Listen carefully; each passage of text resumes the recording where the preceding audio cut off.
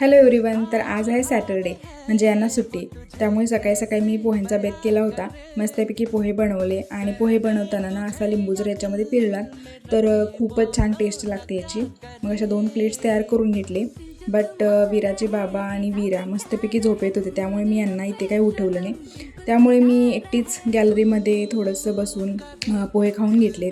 मग थोड्याच वेळात आमच्या घरातील हे वादळ जागं झालं आणि उठल्याबरोबर लगेचच हिने हातामध्ये झाडू आणि सुपली घेतली. बहुतेक हिला वाटलं असेल मम्माने सकाळी सकाळी झाडू वगैरे मारला नसेल.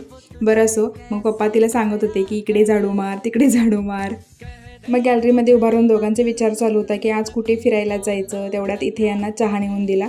वीराचं एक्सप्रेशन बघा ना, मला अजून का दिलेलं नाही आहे खाऊ.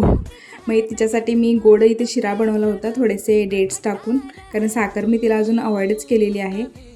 तेवढ्यात आम्हाला यांच्या मित्राकडून नाश्त्याचं आमंत्रण आलं होतं, त्यामुळे असे मी मस्तपैकी तयार झालो आणि चाललो भूर जायला. तर वीराची एक्साइटमेंट तुम्ही बघू शकता. गाडीवर ही तिची बडबड दंगा कंटिन्यू चालू असतो आणि गावाकडून आल्यापासून ना पहिल्यांदाच तिला गाडीवरून घेऊन जात होतो, त्यामुळे जरा जास्तच एक्साइटेड आणि हॅपी होती.